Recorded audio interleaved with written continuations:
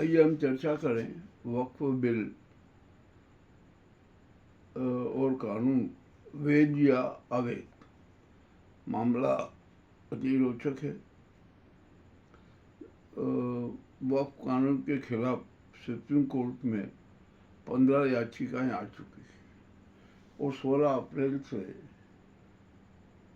Supreme court में सुनवाई शुरू होगी। बड़ी मुश्किल से सुप्रीम कोर्ट तैयार हुआ जल्द सुनवाई के लिए। चलो सुनवाई तो करना ही है, होगी ही सुनवाई, तुरंत करें।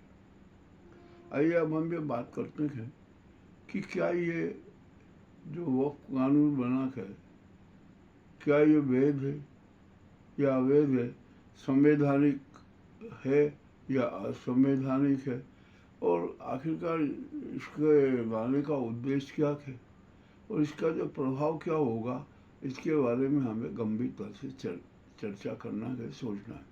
देखिए, वक्फ कानून है ना, कोई नया नहीं है, बहुत पुराना है और उसमें हमेशा संशोधन होते आए।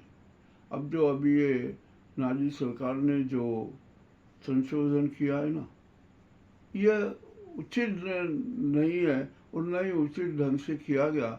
उसके पीछे तो दुर्भावना स्पष्ट नजर आती है।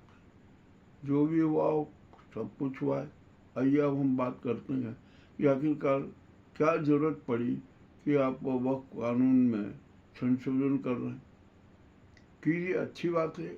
और ये बात भी तय है कि वक्फ बोर्ड में जो संपत्तियां थी ना, उसमें बहुत घोटाले निश्चित है, तय है घोटाले में।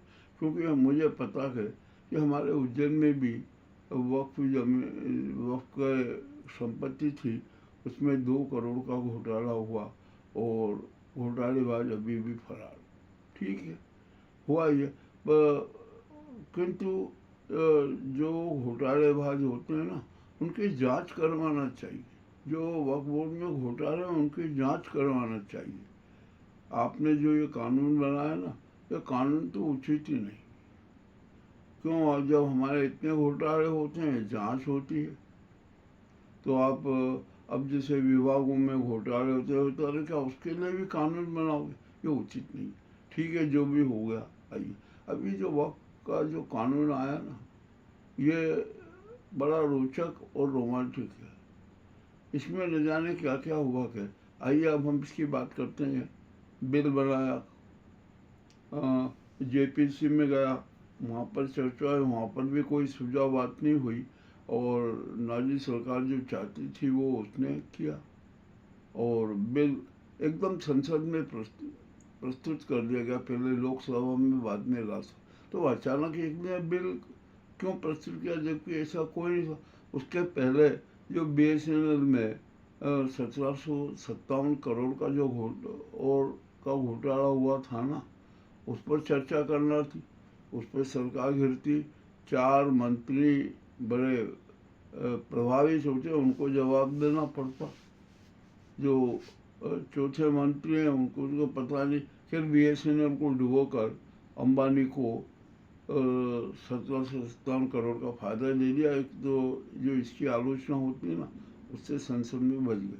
और आपने जो मणिपुर पे एक तो जो भी बिल है उसको रात को पारित करवाया अंधेरे में, और ऐसे कितने बिल अंधेरे में पारित करवाए ये भी स्पष्ट है।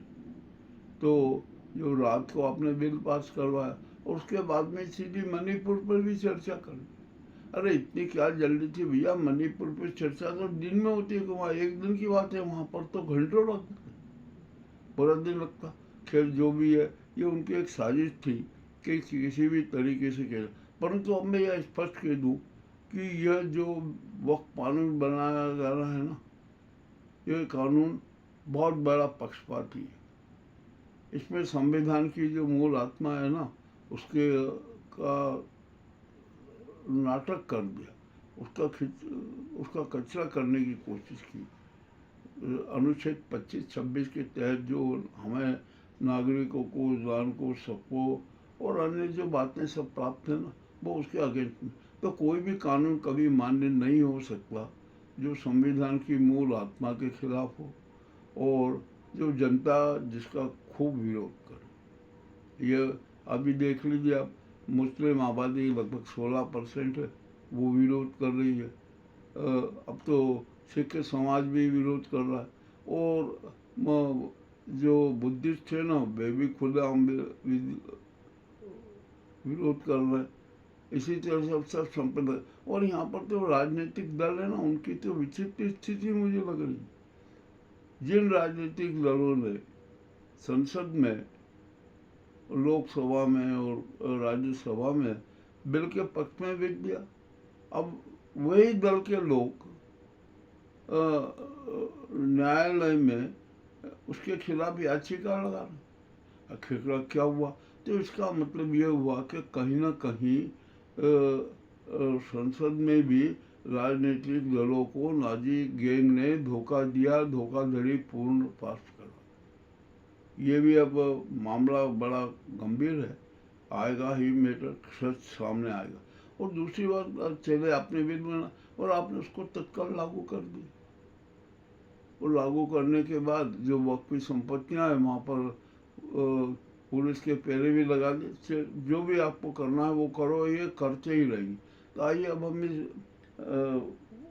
वक्फ बिल के जो कानून बना है ना, उसके बारे में चर्चा कर रहे हैं। इसमें सबसे पहले हम राष्ट्रपति की बात करें। राष्ट्रपति जी देश की न्यायाधिपति है, सेनाधिपति है, राष्ट्र प्रमुख है, संविधान प्रमुख है, और सब कुछ उनके हाथ में है। उनको तो जब ये बिल आया, बिल कानून बना, जब हस्ताक्षर के लिए, तो उनको सोचना था, क्योंकि बिल आने के पहले ही बहुत विरोध हो चुका था। जिस दिन पास हुआ उसके ही दिन विरोध हुआ था, बड़ी आबादी विरोध कर रही थी। तो उनको इस मामले में भी गंभीरता से सोचना था, निर्णय लेना था, किंतु उन्होंने कुछ नहीं किया और अंधेरी रात में बिल को पर हस्ताक्षर कर दिया। अब ठीक है, राष्ट्रपति जी हैं, क्या करें? उनको राष्ट्र धर्म, जन धर्म, लोक धर्म, संवैधानिक धर्म, प्रजातांत्रिक धर्म से कोई सरोकार नहीं, उनको तो सिर्फ नाजी प्रेम से सरोकार है, इसलिए उन्होंने हस्ताक्षर कर। अब जनता जो है ना, राष्ट्रपति के खिलाफ आवाज़ उठाए, उनसे त्यागपत्र मांग रही है। और दूसरी बात यह है कि अब तो कुछ लोग कह रहे हैं ये राष्ट्रपति पर महाभियोग चला जाए। भैया, महाभियोग चलाएगा कौन? जनता अदालत में ही महाभियोग चल सकता। ठीक, ये भी एक बात है। अब आइए हम बात करते हैं सुप्रीम कोर्ट की। ये सुप्रीम कोर्ट में मामला विचाराधीन है, 15 याचिकाएं हैं। सुप्रीम कोर्ट ने 16 अप्रैल से सुनवाई की तारीख भी दे दी। अब यहाँ पर सवाल आता है कि सुप्रीम कोर्ट कितनी बदनाम हो चुकी है।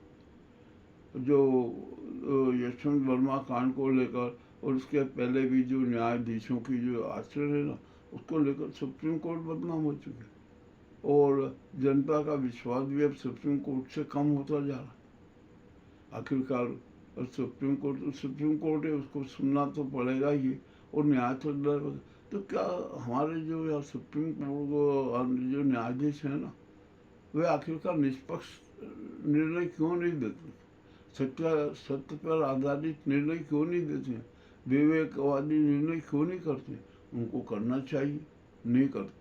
और हमने तो कुछ ये देखा है कि जो कुछ न्यायाधीश तो है ना, नाजी सरकार के प्रति समर्पित, उनके जो निर्णय आते हैं ना, वो ऐसे आते हैं कि जिसकी कोई सीमा नहीं, और वो साफ झलकता है। ये न्याय व्यवस्था की हत्या। अब यहाँ पर कुछ जो है, अभी आप देख लीजिए, वर्तमान सीजीआई खन्ना साहब है, वो उनके भी बारे में जब सरकार के खिलाफ कौन सा प्रकरण आते हैं तो वे टाल देते हैं, खुद को अलग कर लेते हैं। और सूर्यकांत जी जो कि सीजीआई बनने वाले हैं दिसंबर के बाद में, उनके पास में भेज देते हैं और सरकार के पक्ष में भी भेज देते हैं। ठीक है, ये भी एक बात है। अभी सीजीआई खन्ना 13 मई को रिटायर हो जाएंगे।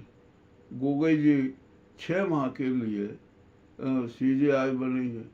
चलिए, बनाइए, अच्छी बात है। जो भी आपका ये करना हो कीजिए, आप जिस तरह की व्यवस्था चलाते रहिए, परंतु जनता का तो एक ही कहना है कि आप सत्य परख निर्णय दीजिए। चलिए, ये भी आप बात हम मान लेते हैं कि अब क्या सुप्रीम कोर्ट है ना, अपनी प्रतिष्ठा बचाने हेतु अच्छे निर्णय देगा, विवेकवादी निर्णय देगा। अब यहाँ पर जो ये वक्फ कानून का प्रभाव है ना, ये सभी पंथों पर पड़ना, सभी पंथों के स्थलों पर पड़ना। ये मत समझिए कि ये सिर्फ मुस्लिम पंथ के ऊपर पड़ा हुआ, ये प्रभाव है ना बुद्ध पंथ पे है, पड़ेगा, सिख पंथ पे पड़ेगा, जैन पंथ पे पड़ेगा, जितने आराधना स्थल हैं उन पर पड़ेगा, साधु संतों के अखाड़ों पर भी पड़ेगा। देखिए ये बुद्ध पंथ है ना, बुद्ध पंथ के कितने जो बुद्ध विहार थे वे सब गायब हो गए, उनका कोई संपूर्ण विवरण नहीं है। अब जो सारे बुद्धिस्ट पंथ जिनकी बहुत बड़ी आबादी है वो विरोध में आ गए, तो आपको बुद्ध विहार की स्थिति भी स्पष्ट करना पड़ेगी। और जो आराधना स्थलों में, मंदिरों में जो घोटाले हुए हो रहे हैं ना, उसके बारे में भी आपको कदम उठाना पड़ेगा। मुझे याद है हमारे उज्जैन में एक राम जानकी मंदिर है, तो उस मंदिर के पास में दान में मिली हुई 23.2 हेक्टेयर भूमि थी, जिसके कारण मंदिर की सारी व्यवस्था, किंतु जो 23.2 हेक्टेयर यानी 115 बीघा जमीन वहाँ किसी भी प्रकार छल पूर्वक बेच दी गई, ये भी घोटाला हुआ। अरे इस प्रकार आराधना स्थलों में भी अनेक प्रकार के घोटाले हो रहे, और सबसे बड़ा घोटाला तो इस देश में आदिवासियों के साथ हुआ।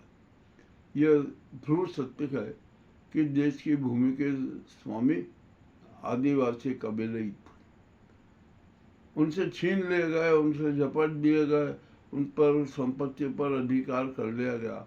और अभी भी कुछ मामले चल रहे थे कि आदिवासी जो मांग कर रहे थे कि हमें हमारी विरासती जमीनें वापस दी जाए, किंतु आज तक नहीं दी गई। ये भी स्थिति बनी हुई है, और अब तो खूब विरोध हो रहा है, इतना विरोध हो रहा है कि जनता सड़कों पर है, बड़े आबादी। मैं समझता हूँ जब तक 80% आबादी वह कानून के खिलाफ है।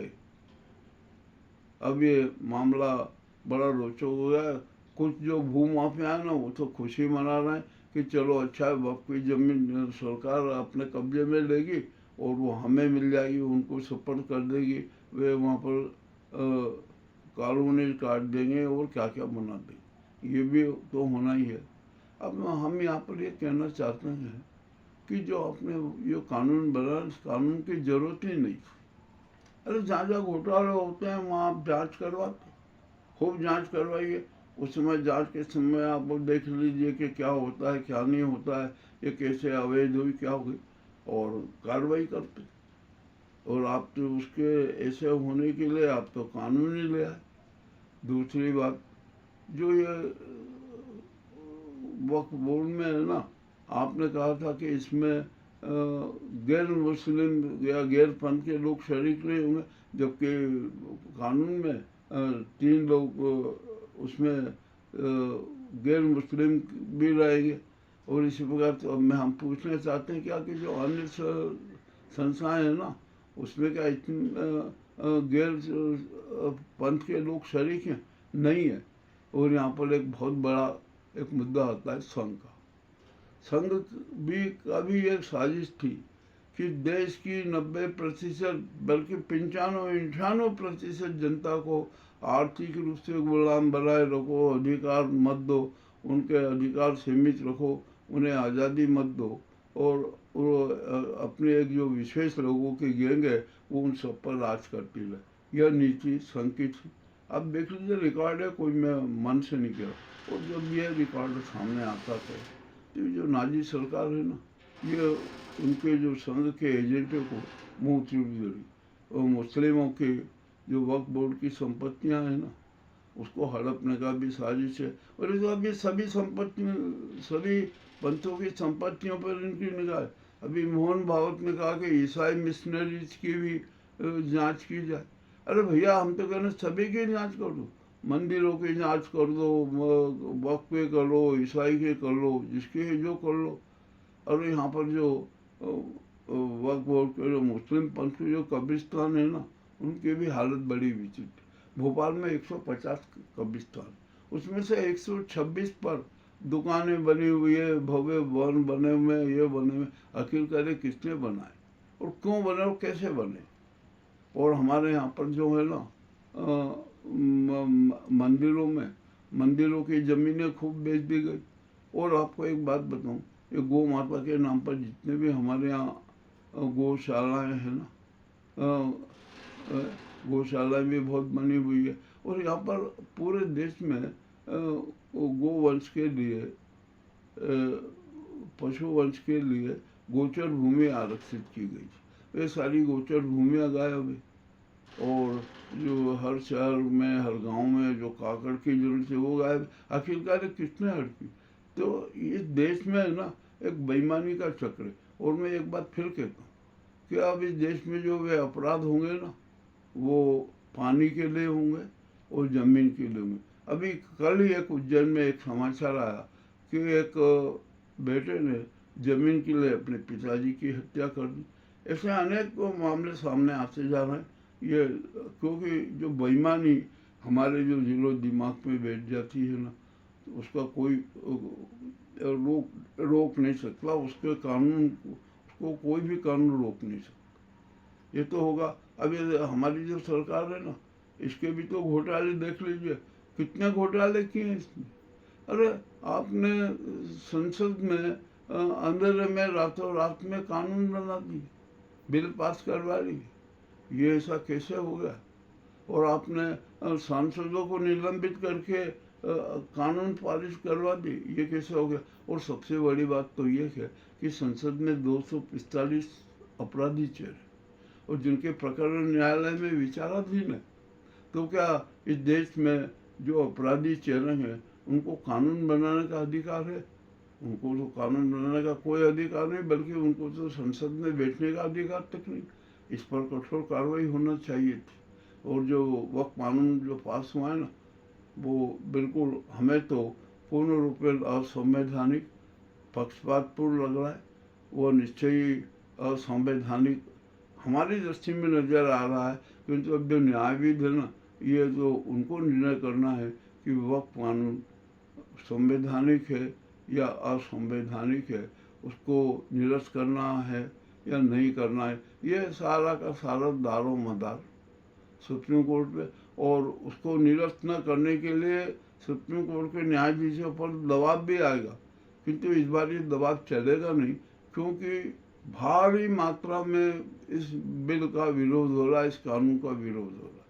ये है वक्फ कानून के अंदर की बातें जो हमने आपके सामने रखी। हम तो निष्पक्षता से रखते हैं, सच सबके सामने रख देते हैं। सबको सोचना समझना है कि अब क्या करना है। बहुत बहुत धन्यवाद।